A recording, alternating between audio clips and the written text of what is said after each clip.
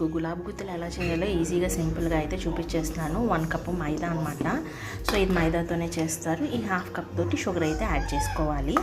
So చాలా సింపుల్గా ఉంటుంది, ఈజీగా ఉంటుంది. ఎగ్ ఏం మిక్స్ చేయకుండా సింపుల్గా అయితే చూపించేస్తున్నాను. రెసిపీ అయితే చూసి కప్పు షుగర్, కొంచెం యాలకులు వేసుకొని మిక్సీ వేసేసుకోండి. ఇదైతే ఎప్పుడు ఆయిల్లోనే ఉండాలండి. వేయగానే మళ్ళీ ఆయిల్లో వేసేయాలన్నమాట. అప్పుడైతేనే మనకి గులాబ్ గుత్తులు అనేవి ఊడుతాయి. తీసుకున్న షుగర్, యాలకుల పౌడరు, మైదా ఇవన్నీ ఇలా మిక్స్ చేసేసుకొని బాగా చూసారు కదా, ఈ విధంగా పల్చగా కలుపుకోవాలన్నమాట.